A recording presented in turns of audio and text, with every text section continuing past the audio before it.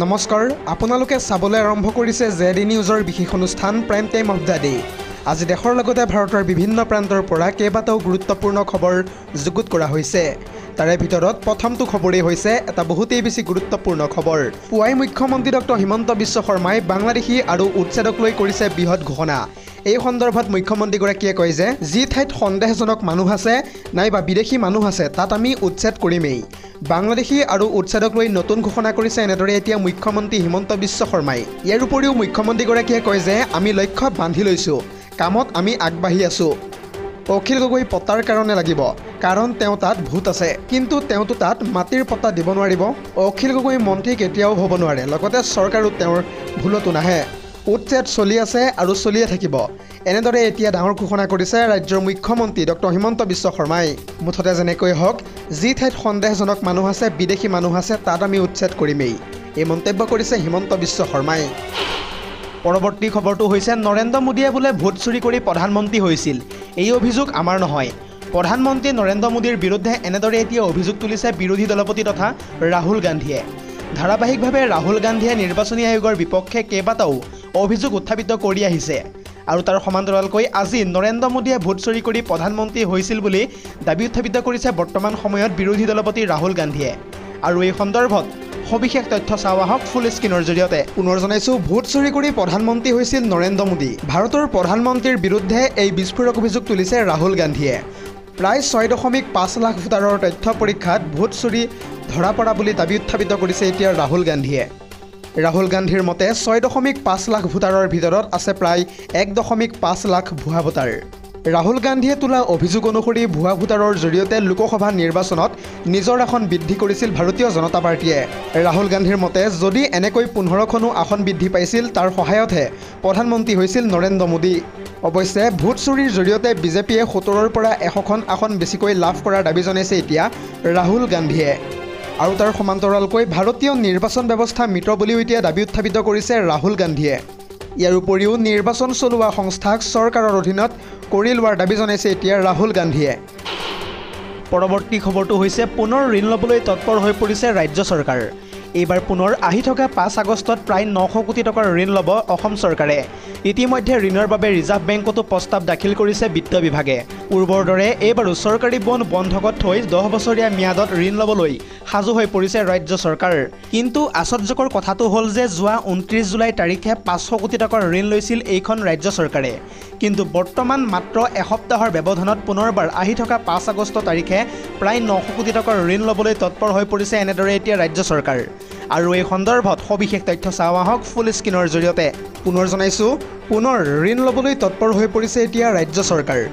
5 আগষ্টত পুনৰ 900 কোটি টকাৰ ঋণ ল'ব অসম চৰকাৰে। চৰকাৰী বণ্ড বন্ধকত থৈ 10 বছৰীয়া ম্যাদত ঋণ ল'ব এইবাৰ অসম চৰকাৰে। 26ৰ নিৰ্বাচনৰ পূৰ্বে 10,000 কোটি টকাৰ ঋণ লোৱাৰ লক্ষ্য নিৰ্ধাৰণ কৰিছে মিত্ৰজোঁটৰ চৰকাৰে। ইতিমধ্যে ঋণৰ বাবে ৰিজাৰ্ভ বেংকত প্ৰস্তাৱ দাখিল কৰিছে বিত্ত বিভাগে। এসপ্তাহৰ পূৰ্বে 29 জুলাইত 500 কোটি টকাৰ ঋণ লৈছিল অসম চৰকাৰে। ইফালে 2016 চনৰ পৰা বৰ্তমান সময়লৈকে 35,000 কোটি টকাৰ পৰা ঋণৰ পৰিমাণ বাঢ়ি সম্প্ৰতি হ'লগৈ প্ৰায় 1,73,000 কোটি টকা। পৰৱৰ্তী খবৰটো হৈছে আন এটা বহুতেই বেছি গুৰুত্বপূৰ্ণ খবৰ। এইবাৰ 20,000 মুছলমানক লগত লৈ ৰাজপথ কঁপাবলৈ সম্পূৰ্ণৰূপে সাজু হৈছে বিধায়ক অখিল গগৈ। আৰু এই সন্দৰ্ভত বিধায়কগৰাকীয়ে কয় যে এইবাৰ হিমন্ত চৰকাৰৰ বিৰুদ্ধে 20,000 মুছলমানক লগত লৈ ৰাজপথ কঁপাবলৈ মই সম্পূৰ্ণৰূপে সাজু। আহি থকা 4 আগষ্টত মুছলমানক লগত লৈ বৃহৎ আন্দোলন কৰিব অখিল গগৈয়ে। বিজেপি চৰকাৰৰ বিৰুদ্ধে প্ৰতিবাদ সাব্যস্ত কৰিব হাজাৰ হাজাৰ মুছলমানে। বিলাসীপাৰাত অখিল গগৈৰ নেতৃত্বত হ'ব বিশাল প্ৰতিবাদী কাৰ্যসূচী। ধুবুৰী জিলা আয়ুক্তৰ কাৰ্যালয় ঘেৰাও কৰিব প্ৰতিবাদকাৰী মুছলমানে। উচ্ছেদিত মুছলমানৰ মাজত থিয় হৈ চৰকাৰৰ বিৰুদ্ধে আন্দোলনৰ কথা ঘোষণা কৰিলে এনেদৰে এতিয়া বিধায়ক অখিল গগৈয়ে। সংখ্যালঘুৰ সমস্যা সমাধানৰ দাবীত সাব্যস্ত কৰিব প্ৰবল প্ৰতিবাদ। এনেদৰে এতিয়া 20,000 মুছলমানক লগত লৈ ৰাজপথ কঁপাবলৈ সাজু হৈ পৰিছে অখিল গগৈ। দৰ্শকসকল, আৰু বহুতো গুৰুত্বপূৰ্ণ খবৰ আছে। যদিহে আপুনি এতিয়ালৈকে এই ভিডিঅ'টোত লাইক কৰা নাই তেন্তে এতিয়াই লাইক কৰি দিয়ক আৰু এনেধৰণৰ খবৰসমূহ প্ৰত্যেক দিনে পাই থাকিবৰ কাৰণে চেনেলটো ছাবস্ক্ৰাইব কৰি কাষতে থকা বেল আইকনটো প্ৰেছ কৰি ৰাখিবলৈ একেবাৰে নাপাহৰিব। পৰৱৰ্তী খবৰটো হৈছে ৰাজ্যৰ লাখপতি বাইদেউসকলক লৈ আহি পৰিছে এটা বিগ ব্ৰেকিং নিউজ। ৰাজ্যৰ লাখপতি বাইদেউসকলৰ এতিয়া অপেক্ষাৰ অন্ত পৰিব। বহুদিনৰ জল্পনা কল্পনাৰ অন্তত আগষ্ট মাহ অৰ্থাৎ চলিত মাহৰ তৃতীয় সপ্তাহত লাভ কৰিব লাখপতি বাইদেউ আঁচনিৰ ধন। আহি থকা 21 আগষ্টৰ পৰা ৰাজ্যৰ লাখপতি বাইদেউসকলে চৰকাৰৰ তৰফৰ পৰা লাভ কৰিব 10,000কৈ টকা।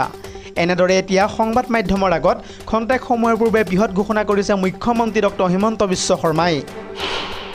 পৰৱৰ্তী খবৰটো হৈছে খন্তেক সময়ৰ পূৰ্বে মুখ্যমন্ত্ৰী ডক্টৰ হিমন্ত বিশ্ব শৰ্মাই ৰেচন কাৰ্ডক লৈ কৰিছে বৃহৎ ঘোষণা। যদিহে আপোনাৰ ৰেচন কাৰ্ড আছে তেন্তে আপুনি বিনামূলীয়া চাউলৰ লগতে লাভ কৰিব পাৰিব 4বিধকৈ খাদ্য সামগ্ৰী। লগতে যিসকলে নতুনকৈ ৰেচন কাৰ্ডৰ বাবে আবেদন কৰিছে তেওঁলোকৰ কাৰণেও আছে এটা ডাঙৰ খবৰ। ইয়াৰ উপৰিও যদিহে আপোনাৰ ওচৰত ৰেচন কাৰ্ড নাই তেন্তে ৰেচন কাৰ্ডৰ কাৰণে কেনেকৈ আবেদন কৰিব পাৰিব সবিশেষ তথ্য চাওঁ আহক। আহি থকা 1 অক্টোবৰৰ পৰা সলনি হ'ব ৰেচন সংগ্ৰহ কৰাৰ নিয়ম। ৰেচনৰ হিতাধিকাৰীয়ে নতুন পদ্ধতিৰে সংগ্ৰহ কৰিব লাগিব ৰেচন। আৰু তাৰ সমান্তৰালকৈ বিনামূলীয়া চাউলৰ লগতে প্ৰতিগৰাকী হিতাধিকাৰীয়ে পাব দাইল, চেনি আৰু নিমখো। সুখৰ কথা যে সুলভ মূল্যৰ দোকানৰ জৰিয়তে বজাৰতকৈ কম দামত লাভ কৰিব পাৰিব এইসমূহ খাদ্য সামগ্ৰী। লগতে কেনেকৈ নতুন ৰেচন কাৰ্ডৰ বাবে আবেদন কৰিব এই সন্দৰ্ভত লৈ আহিছোঁ সবিশেষ।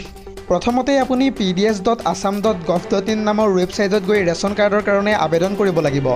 ইয়াৰ উপৰিও আবেদন পত্ৰ জিলা, সমজিলা খাদ্য ৰাজহুৱা বিতৰণ আৰু গ্ৰাহক পৰিক্ৰমা বিভাগৰ কাৰ্যালয়লৈ গৈও আপুনি কৰিব পাৰিব ৰেচন কাৰ্ডৰ কাৰণে আবেদন। আৰু এই আবেদনৰ সৈতে আপুনি জমা দিব লাগিব সকলো প্ৰয়োজনীয় নথিপত্ৰৰ প্ৰতিলিপি। এতিয়া প্ৰশ্ন হ'ল কি নথিপত্ৰ আপুনি জমা দিব লাগিব। প্ৰথমতে আপোনাক লাগিব আধাৰ কাৰ্ড, ভোটাৰ কাৰ্ডৰ তালিকা, ঠিকনাৰ প্ৰমাণপত্ৰৰ লগতে পৰিয়ালৰ সকলো সদস্যৰ ফটো, বেংক একাউণ্টৰ সবিশেষ জমা দিব লাগিব।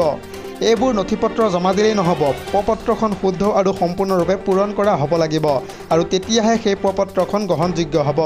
এনেদৰে খন্তেক সময়ৰ পূৰ্বে মুখ্যমন্ত্ৰী ডক্টৰ হিমন্ত বিশ্ব শৰ্মাই ৰেচন কাৰ্ডৰ সন্দৰ্ভত কৰিছে বৃহৎ ঘোষণা। পৰৱৰ্তী খবৰটো হৈছে আন এটা বহুতেই বেছি গুৰুত্বপূৰ্ণ খবৰ। আগন্তুক 48 ঘণ্টাত আপুনি সাৱধান হৈ থাকক। সমগ্ৰ ৰাজ্যজুৰি ৰেড এলাৰ্ট জাৰি কৰিছে ভাৰতৰ বতৰ বিজ্ঞান কেন্দ্ৰই। যিকোনো মুহূৰ্তত ধাৰাসাৰ বৰষুণৰ ফলত নৈপৰীয়া জনতালৈ বিপদ আহিব পাৰে। লগতে অসম বানপানীৰ কবলত পৰাৰ পূৰ্ণ সম্ভাৱনা আছে। অৰুণাচল সীমান্তৱৰ্তী অসমত যিকেইখন জিলা আছে সেই আটাইকেইখন জিলালৈ আহিব পাৰে প্ৰচণ্ড বৰষুণ, বতাহ, শিলাবৃষ্টি আৰু বজ্ৰপাতৰ সম্ভাৱনাৰ কথা ইতিমধ্যে ব্যক্ত কৰিছে বৰঝাৰস্থিত আঞ্চলিক বতৰ বিজ্ঞান কেন্দ্ৰই। লগতে অসমকে ধৰি মেঘালয়, অৰুণাচলত ৰেড এলাৰ্ট জাৰি কৰিছে এতিয়া বতৰ বিজ্ঞান কেন্দ্ৰই। যিকোনো মুহূৰ্তত ধাৰাসাৰ বৰষুণ, শিলাবৃষ্টি আৰু বজ্ৰপাতৰ কবলত পৰিব পাৰে এইবাৰ অসম। ইতিমধ্যে বতৰ বিজ্ঞান কেন্দ্ৰই অসমত জাৰি কৰিছে ভয়াৱহ বতৰৰ আগজাননী। প্ৰতিখন জিলাৰ নৈপৰীয়া ৰাইজক সতৰ্কবাণী প্ৰদান কৰিছে এতিয়া স্থানীয় প্ৰশাসনে। বিশেষকৈ উত্তৰ অসমত যিকোনো মুহূৰ্তত ভাঙিব পাৰে নৈৰ মাথাউৰি। লগতে ধেমাজি জিলাত যিকোনো মুহূৰ্তত বানে ল'ব পাৰে প্ৰচণ্ড কালৰূপ। ইতিমধ্যে জৰুৰীকালীন যোগাযোগৰ বাবে ধেমাজি জিলাৰ প্ৰশাসনে জাৰি কৰিলে কেইবাটাও ফোন নম্বৰ। ইয়াৰে ভিতৰত প্ৰথমটো নম্বৰেই হৈছে 03577224041, দ্বিতীয় নম্বৰটো হৈছে 7577035639 আৰু তৃতীয় নম্বৰটো হৈছে 1077। আৰু এই নম্বৰকেইটাত আপুনি ফোন কৰি কৰিব পাৰিব যোগাযোগ। News desk report, ZD news.